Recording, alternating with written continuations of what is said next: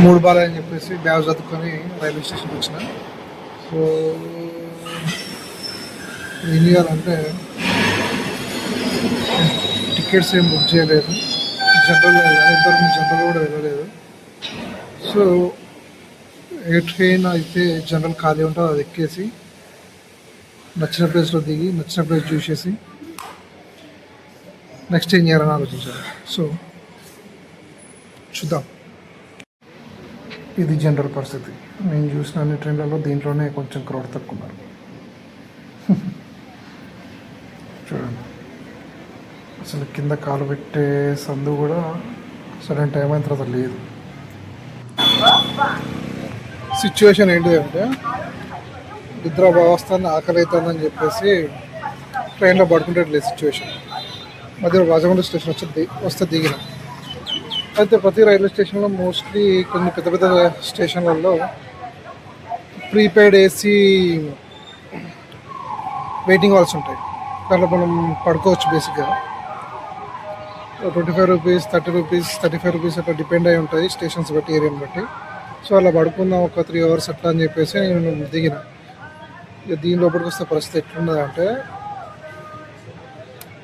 ఇక్కడ వడపల్లిలో ఏదో తీర్థం జరుగుతుంది అని చెప్పేసి అందరూ వచ్చేసి దాన్ని నింపేసి దాన్ని వాష్రూమ్ కంటే దారుణంగా వేసింది ఏసీ వెయిటింగ్ హాల్స్. ఏం చేయాలో తెలియక బయటకు వచ్చి బయటికి గోదావరి ఫుడ్ కోర్ట్ ఉంటే అక్కడ తినేసా. ఫుడ్ అయితే బాగుంది అక్కడ.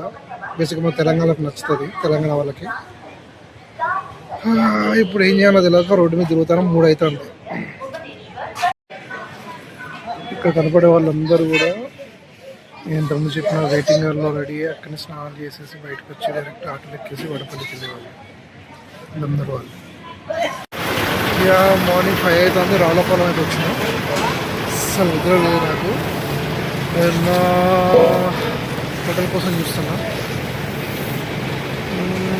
హోటల్కి వెళ్ళి కొంచెం పడుకొని లేచిన తర్వాత నెక్స్ట్ హోటల్ రావాలి. అక్కడి నుంచి టైం వస్తుంది. సో ఫస్ట్ అయితే ఏదో వెతకాలి. నెక్స్ట్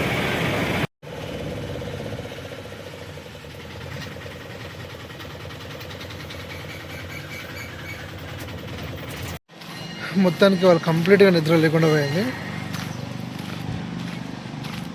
పొద్దున 5 o'clockకి వచ్చిన తర్వాత రూమ్ తీసుకుందాం అనుకున్నాను, తీసుకోలేదు. డైరెక్ట్ ఇక్కడ ఒక టెంపుల్ ఉంటే 5 o'clockకి స్నానం చేసిన. 6 o'clockకి టెంపుల్ ఓపెన్ చేస్తే దర్శనం అయిపోయింది. ఇప్పుడు 7 అవుతుంది.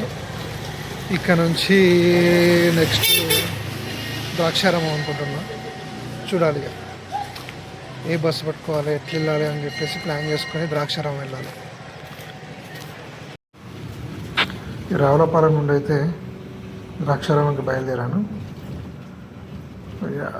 ఈసారి మాత్రం కొద్దిసేపు పడుకుందామని చెప్పేసి ట్రై చేశాను, కానీ అస్సలు సెట్ కాలేదు. ఎందుకంటే నాకు కూర్చుంటే అస్సలు నిద్ర పట్టదు. జస్ట్ వచ్చినట్టు అవుద్ది కానీ నిద్రపోలేను నేను. సో అలానే జర్నీ కంటిన్యూ అయింది. సో అక్కడి నుంచి రామచంద్రపురం వచ్చాం బస్సులో. కాకినాడ బస్సు ఎక్కేసి రామచంద్రపురంలో దిగినాం. రామచంద్రపురం నుంచి మళ్ళీ ఆటో తీసుకొని ద్రాక్షారామం వచ్చాము. ఇక్కడ దింపాడు. ఇప్పుడు టెంపుల్కి వెళ్తున్నా. టెంపుల్కి వెళ్ళి అక్కడ సిచ్యువేషన్ చూసి క్రౌడ్ ఎక్కువ ఉందా లేదా చూసుకొని. అండ్ ఇక్కడ ఇంకో విషయం ఏంటి అంటే, ఇది అష్టాదశ శక్తిపీఠాల్లో 12వ శక్తిపీఠం ద్రాక్షారామంలో ఉంది ఇక్కడ. అండ్ ఈ టెంపుల్ గురించి చాలా స్టోరీ చెప్తాం మీకు.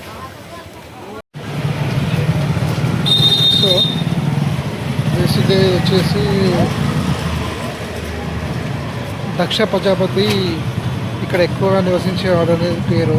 ఆ దక్ష ప్రజాపతి పేరు మీదనే దీనికి ద్రాక్షారామం అని పేరు వచ్చింది. కాలక్రమేణా ఇది ద్రాక్షారామంగా మారింది. టెంపుల్ ఎంట్రన్స్లో ఒక కోనేరు ఉంటుంది. అక్కడ మనం ఒక శివలింగము, నంది కూడా ఉంటుంది. వాటిని మనం దర్శించుకొని కావాలంటే కోనేరులో స్నానం కూడా చేయొచ్చు మనం. సో ఆ కోనేరు పక్కన మనకు అక్కడ కర్రలు కట్టే ఆపర్చునిటీ చూసారా, అదే జనరల్ క్యూ లైన్, ఉచిత ఫ్రీ దర్శనం లైన్ అది. సో ఈ ఉచిత దర్శనంలో పడి ముందుకు వెళ్తున్నాం. క్రౌడ్ ఏం లేదనిపిస్తుంది. కాకపోతే ఇదే ఎంట్రన్స్. దీని లోపలికి వెళ్ళిన తర్వాత ఒక్కసారిగా ఆ క్రౌడ్ చూసిన తర్వాత షాక్ అయ్యాను నేను. చూసినా ఎంతమంది ఉన్నారు, ఫుల్ మంది ఉన్నారు. అసలు ఇంతమంది ఎందుకు ఉన్నారో అర్థం కాలేదు నాకు. సరే అని చెప్పేసి మేము అదే క్యూ లైన్లో పడి వెళ్తూ ఉన్నాం. ఇక్కడ మీరు చూసారా, ఈ టెంపుల్ మొత్తం 2 అంతస్తులలో ఉంటుంది. పై అంతస్తులో మనం ఏం చేస్తాము అంటే ఫస్ట్ పై అంతస్తుకే వెళ్తాం మనం. పై అంతస్తు కింద అంతస్తు 2 విధాలుగా ఎందుకుంది అంటే ఈ శివలింగం మొత్తం 14 ఫీట్ల హైట్తో ఉంటుంది. కింది అంతస్తును పాదభాగం అంటాం. ఓకే, సో ఫస్ట్ ఏం చేస్తారు అంటే దర్శనంలో భాగంగా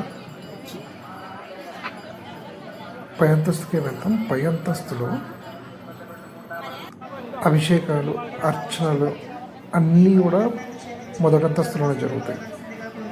ఓకే, సో పై అంతస్తుకి వెళ్తాం. దాని తర్వాత కింది అంతస్తు పాదభాగం ఏదైతే ఉందో ఆ పాదభాగంలో చుట్టూ ప్రదక్షిణ చేస్తారు. ఇప్పుడు మీరు చూసేదంతా కూడా పై అంతస్తుదే. ఈ ఫుటేజ్ అంతా కూడా పై అంతస్తే.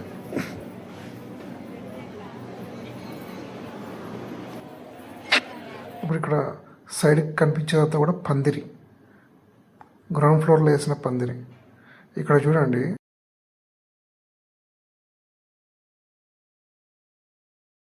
క్యూ లైన్లో ఉన్న వాళ్ళకు దాహం తీర్చడం కోసం అని చెప్పేసి వాటర్ ప్యాకెట్స్ ఇస్తూ ఉంటే వాటిని తాగి దీనిపైన పడేస్తున్నారు ఈడియట్స్. ఇదే మొదటి అంతస్తు పై భాగం. దాని తర్వాత ఇది పై అంతస్తు నుంచి మన కిందికి వచ్చిన తర్వాత ఇది పాదభాగంలో చుట్టూ దర్శనం చేసుకుని మళ్ళీ పాదభాగంలో అక్కడ నుంచి బయటకు వచ్చేస్తాం. ఇందులో 2 ఉంటాయి, ఇదొకటి, దాని పక్కనే ఇంకొకటి కూడా ఉంటుంది. ఇది ఇంకొకటి కాకుండా దాంట్లో అలో చేస్తారు. ఎక్కువ దీంట్లో చెప్తున్నారు అందరూ.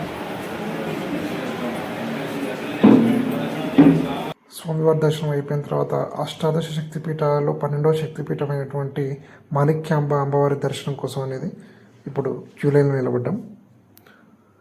ఈ దర్శనం అయిన తర్వాత ఇప్పుడు ఈ లెఫ్ట్ సైడ్ ఇమేజ్ కనుక మీరు చూసినట్లయితే అక్కడ పై అంతస్తు కింద అంతస్తు 2 అంతస్తుల నుంచి కూడా భక్తులు కిందికి దర్శనం చేసుకొని వస్తున్నారు. చూడండి,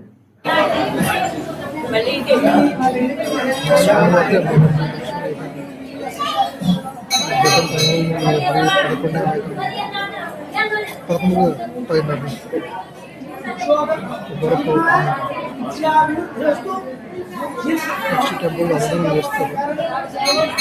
అది తినేసి నెక్స్ట్ చికెన్గా ప్లాన్ చేస్తారు. ఇక్కడ పులిహోర ప్రసాదం అమ్ముతుంటే కొనుక్కొని తిన్నా. పులిహోర మాత్రం అదిరిపోయింది. ఇంతవరకు నేను ఎట్లాంటి టేస్ట్ చూడలేదు. ఆ పక్కనే మజ్జిగ ఇస్తున్నారు.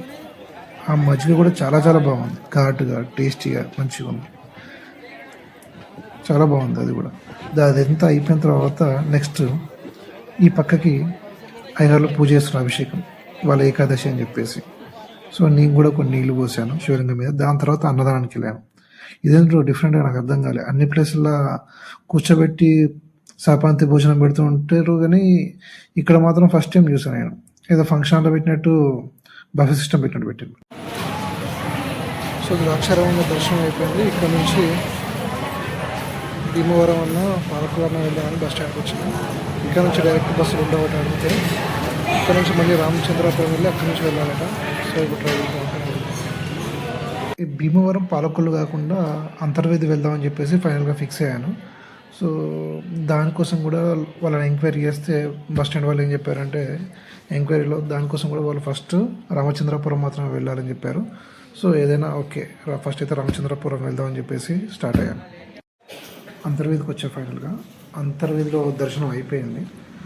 ఈ అంతర్వేది లక్ష్మీనరసింహస్వామి నవనారసింహంలో ఒక క్షేత్రం ఇది. మొత్తం 9 క్షేత్రాలు ఉంటాయి.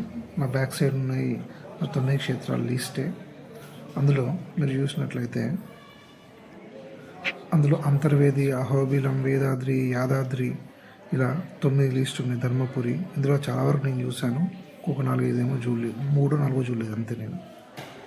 ఈ లిస్ట్ ఇక్కడ మీకు చూపిస్తున్నాను చూడండి. నవనారసింహ క్షేత్రాలు ఇవన్నీ.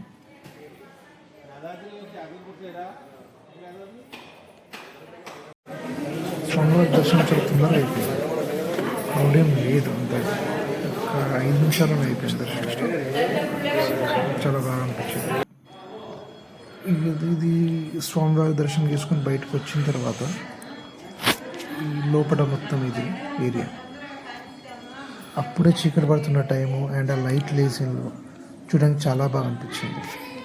ఈ టెంపుల్ విషయానికి వస్తే ఇక్కడ రూమ్స్ ఉన్నాయి, టెంపుల్ రూమ్స్ ఉంటాయి, టీటీడీ తరపున ఉంటాయి అండ్ ఈ టెంపుల్ తరపున కూడా ఉంటాయి. కాకపోతే వాటిని మనం ఫోన్ నెంబర్ ఉంటుంది, ముందే బుక్ చేసుకొని రావచ్చు. లేదు అంటే ఇక్కడికి వచ్చిన తర్వాత కూడా బుక్ చేసుకోవచ్చు. కాకుంటే సింగిల్గా ఒక్కరే మాత్రం వస్తే వాళ్ళకి ఇవ్వరు, నాకైతే ఇవ్వలేదు. సో నేను బయట రూమ్ తీసుకున్నాను, అది వేరే విషయం అనుకోండి. సింగిల్గా వస్తే మాత్రం ఇవ్వరు. ఇవి టెంపుల్లోని దృశ్యాలు, హోమం కాల్చే ప్లేస్ అండ్ కళ్యాణం జరిగే ప్లేస్ అనుకోండి స్వామివారికి.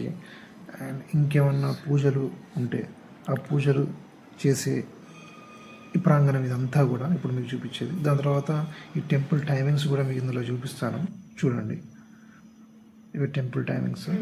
అండ్ ఇదే లాస్ట్ బస్ అనమాట, 7 o'clockకి లాస్ట్ బస్సు అంతర్వేది నుంచి బయటికి వెళ్ళాలి అంటే. దీని తర్వాత ఇంకొక బస్సు లేదు ఇక. దీన్ని బట్టి ప్రిపేర్ అయ్యారండి మీరు. యా, దర్శనం అయితే అయిపోయింది ఇక్కడ అంతర్వేదిలో లక్ష్మీనరసింహస్వామిది. నాకు అంత నిద్ర లేకపోయినా ద్రాక్షారామం దర్శనం చేసుకునేవారు కూడా ఎలాంటి ఎఫెక్ట్ కాలే. కానీ మెయిన్గా ఇక్కడికి రావడానికి, అంతర్వేదికి రావడానికి మాత్రం చాలా చాలా ప్రాబ్లం అయింది. మెయిన్ రీజన్ ఏంటి అంటే బస్ స్టాండ్లో వాళ్ళ గైడెన్స్ అనేది సరిగ్గా లేదు, అది మెయిన్ రీజన్. ఫస్ట్ ద్రాక్షారామంలో అంతర్వేదికి వెళ్ళాలి అంటే వాళ్ళు ఏం చెప్పిండ్రు అంటే రామచంద్రాపురం నుండి అక్కడ దొరుకుతాయని చెప్పారు. సో ద్రాక్షారామం నుంచి రామచంద్రపురం వచ్చిన. రామచంద్రాపురంకి వచ్చిన తర్వాత వాళ్ళని అడిగితే రామచంద్రపురం నుంచి ఉండవండి, రావులపాలెం ఉండి అన్నాడు. రావులపాలెం వచ్చా. రావులపాలెం వచ్చిన తర్వాత మళ్ళీ రావులపాలెం వాళ్ళని అడిగితే వాడు ఏం చెప్తున్నాడు బస్ స్టాండ్లో అంటే రావులపాలెం నుంచి ఉండవండి, రాజోలు వెళ్ళండి, రాజోల నుంచి ఉంటాయని చెప్పాడు. సరే రా బాబు అని చెప్పేసి రాజోలకు వచ్చా. ఇందులో హైలైట్ ఏంటి అంటే అదేంటో నాకు తెలియదు కానీ నేను ఇప్పుడు సోలో వచ్చినా లేదా ఫ్రెండ్స్ తోటి వచ్చినా కూడా ఏదైనా టెంపుల్కి వెళ్తే ఆ రోజు ఏదో స్పెషల్ అవుతుంది. మేము అనుకోము, జస్ట్ అట్లా వెళ్ళిపోతాం. కాకుంటే అదొక స్పెషల్ డే అయి ఉంటుంది, ఫుల్ క్రౌడ్ ఉంటుంది. ఇవాళ కూడా ఉంటాయి. బేసిక్గా నేను ఏం అనుకోలేదు, జస్ట్ అట్లా బ్యాగ్ వేసుకొని బయలుదేరి ఇట్లా చూడడానికి వచ్చినా కదా.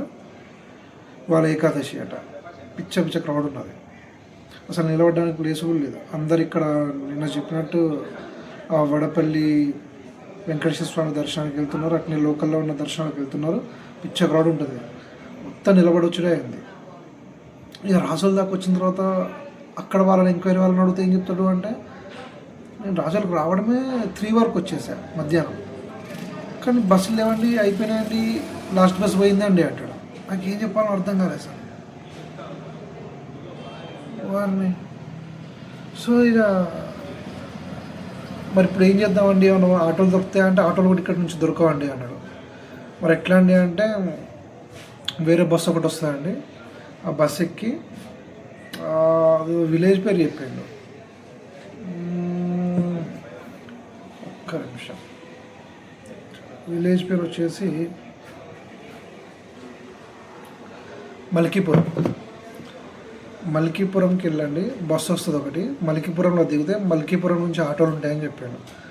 ఆ మల్కీపురంలో దిగి అక్కడికి కూడా నిలబడ్డాయి. అదంతా అయితే దారుణం, అయితే దారుణం, అత్యంత దారుణం. అదైతే నేను చదువుకున్న రోజులలో కూడా అంతగానో హ్యాంగ్ చేయలే. నేను డోర్ దగ్గర పట్టుకుని బస్సుని 6 రేంజ్లు హ్యాంగ్ చేసుకుంటూ వచ్చిన, ఎందుకంటే దాని తర్వాత ఇంకో బస్సు లేదన్నాను కాబట్టి ఇంకో ఆప్షన్ లేదు. దాన్ని హ్యాంగ్ చేసుకుంటూ వచ్చుడే అక్కడ నుంచి ఎక్కడికి మనం మల్కీపురం వరకు. మల్కీపురంకి వచ్చిన తర్వాత మళ్ళీ అక్కడ ఆటో. ఇక ఆ ఆటో ఎక్కిన తర్వాత ఆ పుణ్యాత్ముడు చూడాలి,